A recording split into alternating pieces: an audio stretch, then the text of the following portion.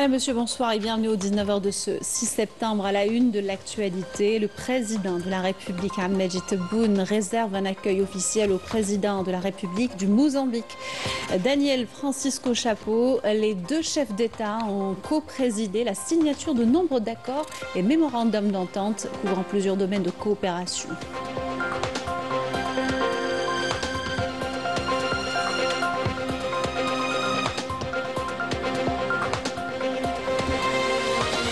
Le Premier ministre par intérim appelle les compétences algériennes où qu'elles se trouvent dans le monde à participer au développement d'une industrie automobile nationale.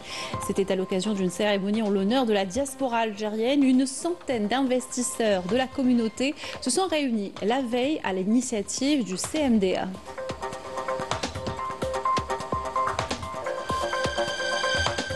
En marge de l'IATF, les ministres du commerce africain plaident à l'unanimité pour l'accélération de l'activation totale de la ZLECAf et la création de chaînes de valeur régionales. Et puis zoom ce soir sur le pavillon zimbabwéen, un des pays participant à la foire commerciale intra-africaine et qui propose ses produits au marché africain. Bienvenue à tous, heureuse de vous retrouver. Je vous le disais en titre, le président de la République du Mozambique, Daniel Francisco Chapo, a poursuivi aujourd'hui la visite de travail qu'il avait entamée en Algérie. Un accueil officiel lui a été réservé au siège de la présidence de la République par le président Ahmed Tebboune.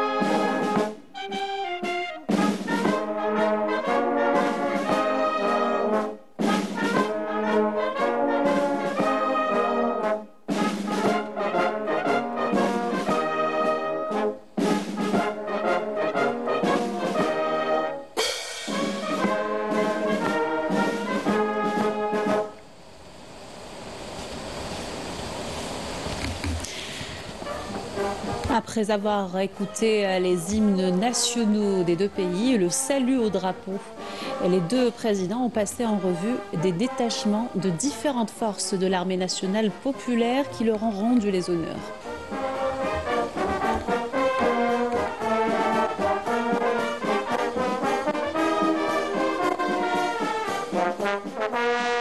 Le président de la République et son hôte ont posé par la suite pour une photo souvenir devant la presse nationale et étrangère.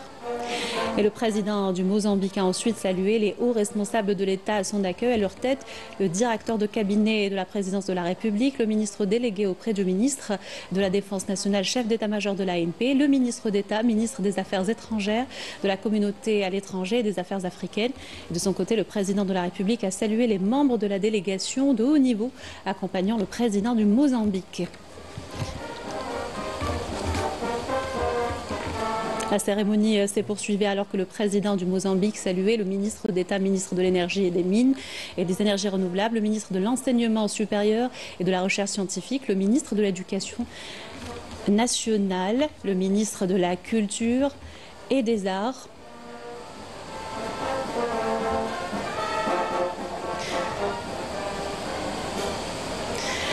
Le ministre des Sports.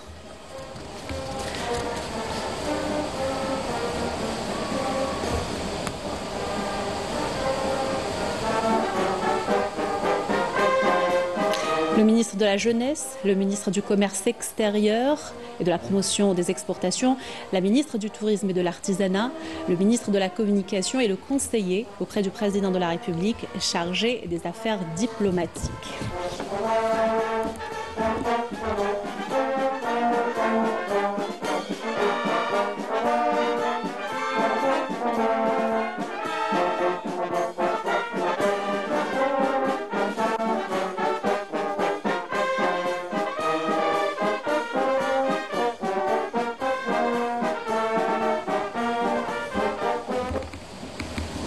Et le président de la République, Ahmed Tebboune, s'est entretenu en tête-à-tête avec le président de la République du Mozambique, Daniel Francisco Chapo. Les entretiens ont été élargis par la suite aux délégations des deux pays, abordant plusieurs dossiers en rapport avec le renforcement du partenariat bilatéral et les dossiers d'intérêt commun.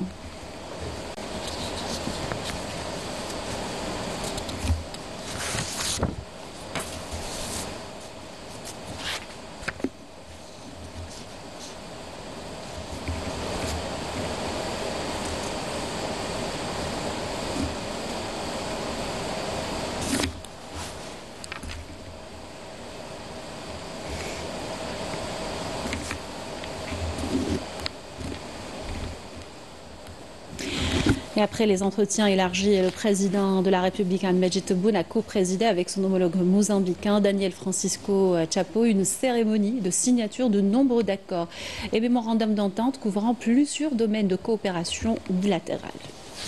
راسم التوقيع على الاتفاقيات بين الجمهورية الجزائرية الديمقراطية الشعبية وجمهورية موزمبيق، برنامج تنفيذي في مجال الثقافة والفنون للسنوات 2025-2028. الموقعان عن الجانب الجزائري السيد زهير بللو وزير الثقافة والفنون، عن الجانب الموزمبيقي السيدة سماريا فيليمونتوفيلا وزيرة التعليم والثقافة.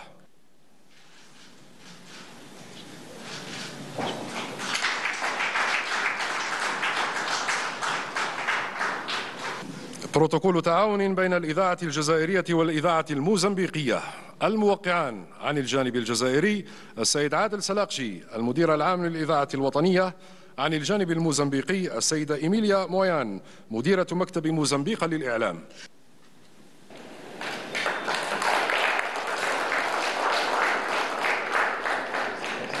اتفاق في مجال الإعلام والاتصال.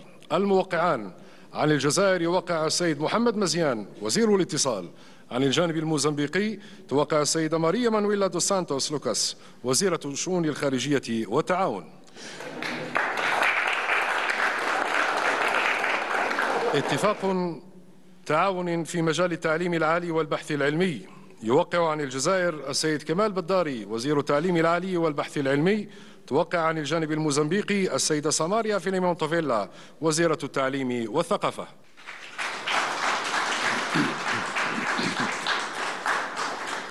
اتفاق تعاون في مجال الأمن والنظام العام.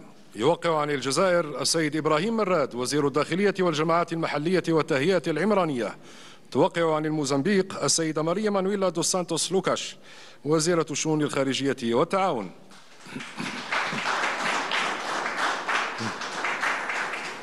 مذكرة تفاهم حول المشاورات السياسية.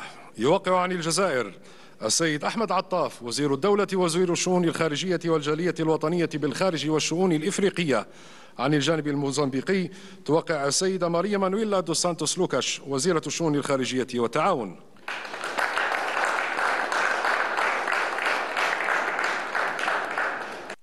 Et toujours au siège de la présidence de la République, les ministres de plusieurs secteurs ont rencontré leurs homologues mozambicains.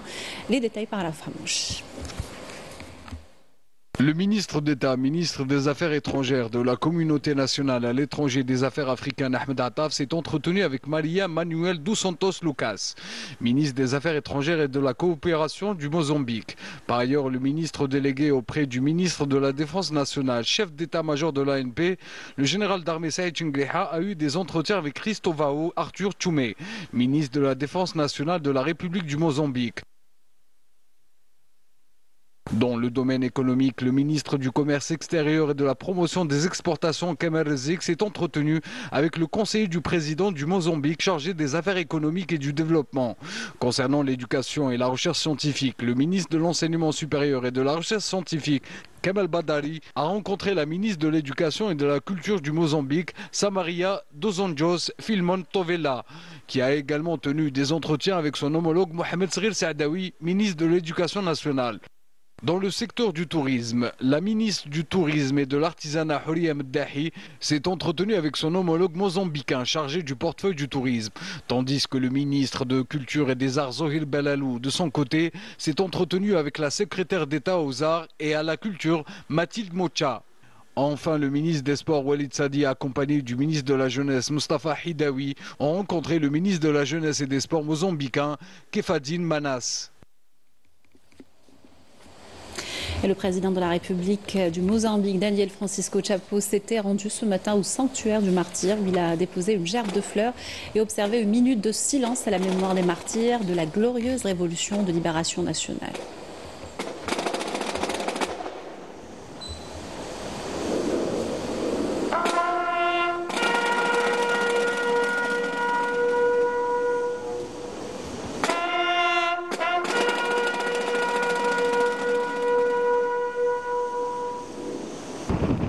Le président mozambicain était accompagné du ministre d'État, ministre de l'Énergie, des Mines et des Énergies renouvelables, Mohamed Arqab. Et depuis la terrasse du sanctuaire des martyrs, le président du Mozambique a apprécié la vue panoramique sur la baie d'Alger. Avant de se rendre au musée national du Moudjahid, où il a reçu des explications détaillées sur les différentes étapes de la lutte du peuple algérien à travers l'histoire, puis des résistances populaires jusqu'à la révolution de libération nationale. Il a ensuite signé le livre d'or du musée, comme vous venez de le voir sur les images. Et le président de la République du Mozambique, Daniel Francisco Chapo, a visité Jama al-Jazair. Il était accompagné du ministre d'État, ministre de l'Énergie, des Mines et des Énergies renouvelables, Mohamed Arqab. Il a été accueilli à son arrivée par le recteur de la mosquée. Le président mozambicain a reçu sur place des explications détaillées sur les différentes structures de ce haut lieu de culte et sur son architecture inspirée du patrimoine algérien. Et au terme de sa visite, le président Daniel Chapo a signé le livre d'or de Jama al-Jazair. Le président mozambicain a remercié à l'occasion le président de la République, Ahmed Tebboune, pour l'accueil chaleureux qui lui a été réservé, tout en soulignant la volonté des deux dirigeants de renforcer les relations bilatérales. Je vous invite à l'écouter. Muito obrigado. أشكر رئيس الجمهورية الجزائرية الديمقراطية الشعبية السيد عبد المجيد تبون على حسن الاستقبال. الموزمبيق من البلدان التي تأثرت بالثورة الجزائرية، ونحن حققنا استقلالنا من خلال إلهامنا بالثورة الجزائرية. علاقات التعاون بين موزمبيق والجزائر جد ممتازة. نحن اليوم نعمل على تعزيز هذه العلاقات، خاصة في المجال الاقتصادي ومجالات أخرى، على غرار الطاقة والطاقات المتجددة وصناعة الأدوية، التكوين العلمي وقطاع الخدمات. لدينا العديد من الاتفاقيات ومذكرات التفاهم مع الجزائر، وهذا راجع إلى عمق العلاقات المتينة التي تجمع بلدينا. Le président de la République du Mozambique, Daniel Francisco Chapo, a achevé la visite de travail qu'il a effectuée en Algérie. Il a été salué à son départ à l'aéroport international Houari Boumediene par le président du Conseil de la Nation, Assous Nasri.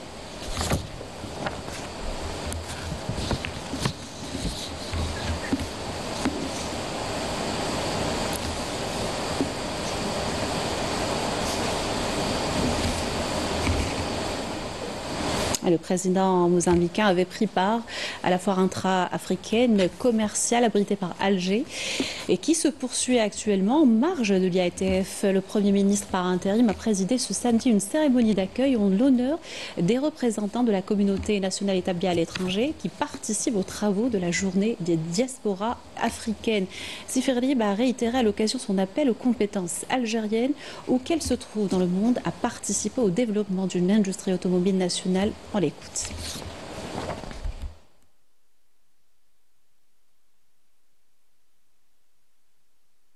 Le lancement d'un avis d'appel à manifestation d'intérêt pour la mise en place des conseils des experts seniors dans la construction des véhicules et la pièce de rechange.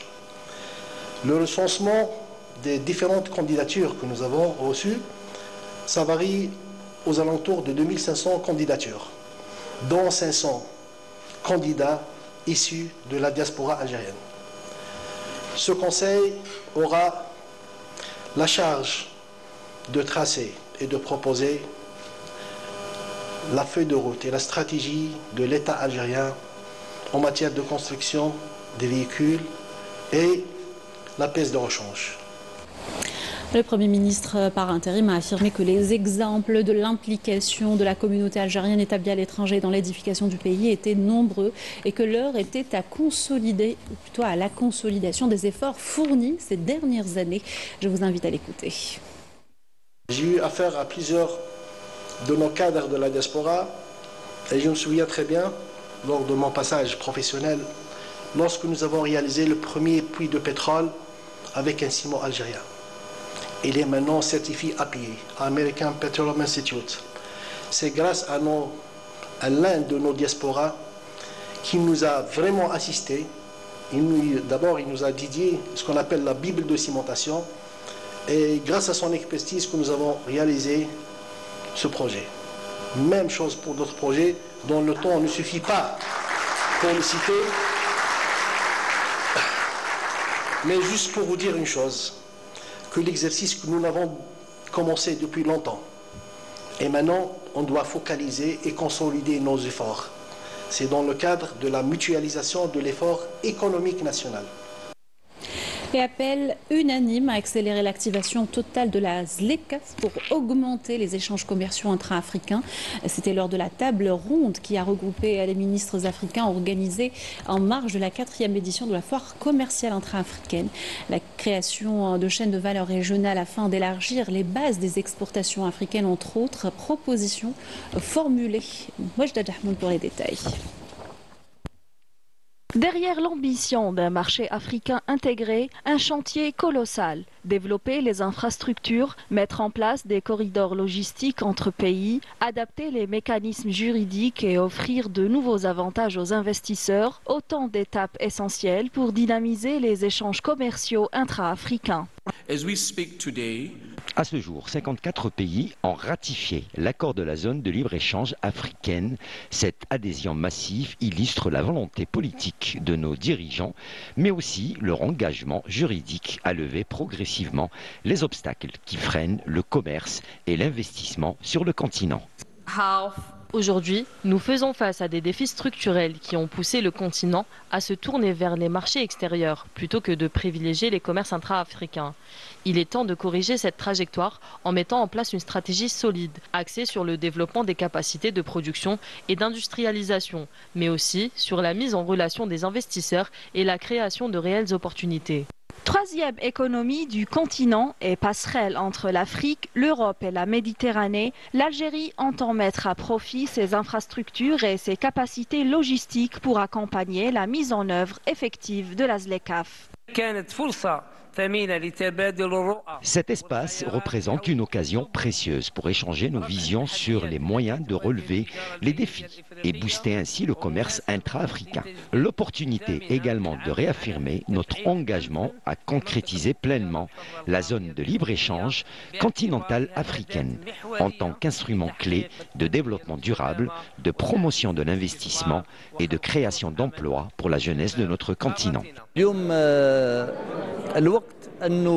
Il est temps de bâtir un véritable marché africain fondé sur des échanges entre Africains. Aujourd'hui, le commerce intra-africain est bien en dessous des attentes presque marginales. Il est donc urgent d'initier une nouvelle dynamique pour le renforcer davantage. Cette rencontre représente donc une opportunité de donner un bon coup de starter aux échanges entre les pays du continent. Les débats, riches et francs, ont permis aux participants d'avancer des pistes concrètes pour donner un nouvel élan à la zone de libre-échange continentale africaine. Aujourd'hui, nous avons le devoir de réévaluer le chemin parcouru et de définir les étapes nécessaires pour transformer la ZLECAf en un espace prospère porté par l'investissement et les échanges commerciaux. Reste à transformer cette volonté en acte pour faire de la ZLECAf un levier concret de développement africain. Et l'IATF se tient surtout à la SAFEX. Les participants cherchent à nouer des partenariats et proposent leurs différents produits. Les cosmétiques naturels, les huiles de moteur ou encore les engrais agricoles font entre autres partie des articles proposés au pavillon du Zimbabwe. Mariam Zouhi chez Amela Sefta. Au cœur de la foire du commerce intra-africain, le pavillon du Zimbabwe s'impose comme une véritable vitrine de la richesse et du dynamisme économique du pays, mettant en lumière des produits variés. Notre présence ici est essentielle pour faire découvrir nos produits cosmétiques naturels et nouer des partenariats avec des opérateurs algériens. Nous sommes très heureux d'être ici en Algérie et de participer à ce grand événement. C'est aussi une occasion pour découvrir l'Algérie. Le pavillon zimbabwéen illustre le potentiel économique du pays à travers une offre diversifiée dans plusieurs domaines, allant des engrais agricoles aux produits cosmétiques naturels et bien plus encore. Cette variété reflète non seulement la richesse de son économie, mais surtout ses perspectives prometteuses en matière d'investissement. Cette manifestation constitue une opportunité majeure pour présenter nos produits, en particulier les huiles de lubrification pour voitures. Un secteur stratégique à même de développer les échanges commerciaux à travers le continent. Nous aspirons à étendre nos investissements en Algérie prochainement. Nous sommes ici pour élargir nos horizons en Afrique, en particulier le marché algérien. Nous avons hâte de concrétiser cet objectif. L'ouverture de nouvelles perspectives de partenariat et le renforcement du commerce intra-africain mis en évidence à travers ce salon confirment le rôle central de l'Algérie dans la consolidation d'un socle commun pour une économie continentale. Et cette 4e édition de la foire intra-africaine a enregistré une participation record des entreprises africaines, mais aussi d'autres continents qui espèrent pénétrer le marché local ou consolider leur position en Afrique. Des exemples d'opérateurs économiques vous sont proposés dans ce reportage de Pelit Yosfi. À Alger, l'édition 2025 de la foire commerciale intra-africaine dépasse les frontières du continent. Si l'Afrique est au cœur de l'événement, plusieurs pays et partenaires des 4 coins du monde participent activement à ce rendez-vous économique. Profiter des opportunités que peut présenter le marché algérien.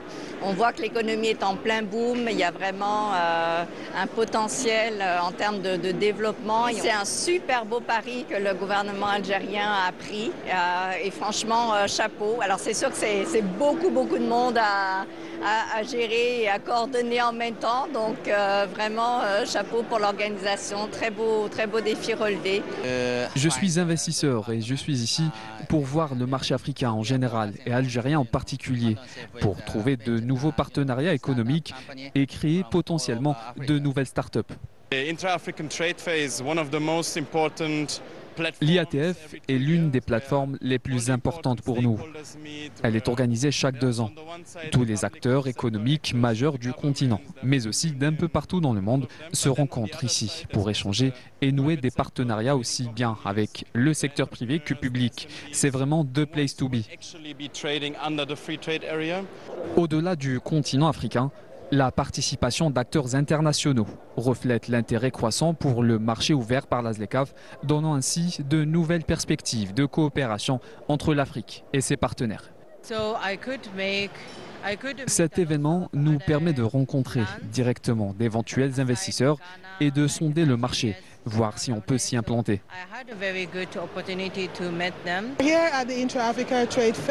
L'IATF pour moi c'est surtout du réseautage et un espace d'échange qui permet de capter de nouvelles opportunités. C'est une opportunité, une occasion qu'on trouve très importante pour nous, pour ouvrir des marchés aussi, que ce soit pour l'Algérie, que ce soit pour l'Afrique. Pour l'Algérie, pays hôte, c'est un événement stratégique qui lui permet de se positionner comme un carrefour de coopération et un pont entre l'Afrique et le reste du monde. Et à suivre ce soir un débat autour du rôle de la femme africaine dans le développement du continent réalisé dans le cadre de la tenue de la foire commerciale intra-africaine. Ce sera à partir de 20h45 sur Canal Algérie. Et on termine notre journal avec ce dîner organisé à Alger par le Conseil mondial de la diaspora algérienne. Un rendez-vous qui a réuni une centaine d'investisseurs, membres de la communauté, qui ont réaffirmé à l'occasion leur engagement et surtout leur attachement indéfectible à l'Algérie. Il s'agit de rassembler les Algériens du monde autour d'un même idéal, nous dit Araouf Hamouch dans ce compte rendu. Le cadre était prestigieux, l'ambiance chaleureuse et conviviale. L'occasion de tisser des liens ou de retrouver de vieux amis. Mais avant tout, de célébrer l'appartenance à un pays qui leur est cher. Un pont entre les racines et l'avenir. Hommes d'affaires, artistes, chercheurs, autant de parcours et d'horizons différents autour d'un objectif commun. Fédérer la diaspora et l'impliquer davantage dans le développement économique, social et culturel du pays. Nous sommes installés actuellement en Algérie depuis très peu de temps. Nous avons délocalisé notre entreprise de France et on l'a installée là. Nous sommes dans le textile. Alors on fait de la confection de tenues de travail dans la région de Ain Defla. Actuellement, on a 50 salariés et prochainement, avec les nouvelles lois, on va se retrouver avec 200 salariés. Mon activité, c'est d'accompagner les sociétés dans la gestion des risques financiers et juridiques, donc ce qu'on appelle le droit des protections des sociétés. Et cette formation, cette plus-value, on a envie de l'apporter dans son pays. On a envie d'apporter un état d'esprit différent, des procédures différentes et à travers la formation, former nos compatriotes, vraiment c'est mon rêve. Nos industriels, nos clients commencent à programmer donc l'installation, la commercialisation des pièces fabriquées en Algérie, d'accord. Donc on amène avec nous donc la formation, du matériel, d'accord, et surtout de l'accompagnement. Et je pense qu'aujourd'hui donc la diaspora qui est installée donc un peu partout a vraiment grand plaisir à vouloir accompagner nos concitoyens en Algérie. Le moment fort de la soirée, un panel animé par Karim Zeribi, cofondateur du CMDA, consacré à un thème porteur, la voix de l'Afrique et de sa diaspora dans le discours mondial. Très heureux d'être là, très honoré. Et on a représenté l'Algérie dignement au cours de la séance consacrée aux diasporas africaines. On a évoqué notre attachement au pays, notre volonté d'entreprendre, de favoriser une contribution de la diaspora au développement économique. Il y a des mécanismes qui existent, l'Algérie met tout en œuvre. Donc il faut que maintenant on puisse prendre nos responsabilités et être partie prenante de la communauté nationale. Car même si on est membre de la diaspora, il y a une seule communauté nationale, c'est la communauté algérienne. La communauté nationale à l'étranger occupe une place stratégique pour les pouvoirs publics algériens. Compétences, savoir-faire et investissement, la diaspora est un atout majeur et un partenaire clé pour le développement du pays à tous les niveaux et dans tous les domaines. La diaspora algérienne est une richesse inestimable pour notre pays. Par ses compétences, son savoir-faire et son attachement aux racines, elle constitue un acteur essentiel du développement de l'Algérie. Entre mémoire et ambition, ce dîner a donné à la diaspora algérienne l'occasion de faire entendre sa voix. Une voix multiple, créative, déterminée, fière de ses origines, qui trouve désormais toute sa place dans l'avenir de l'Algérie et du continent.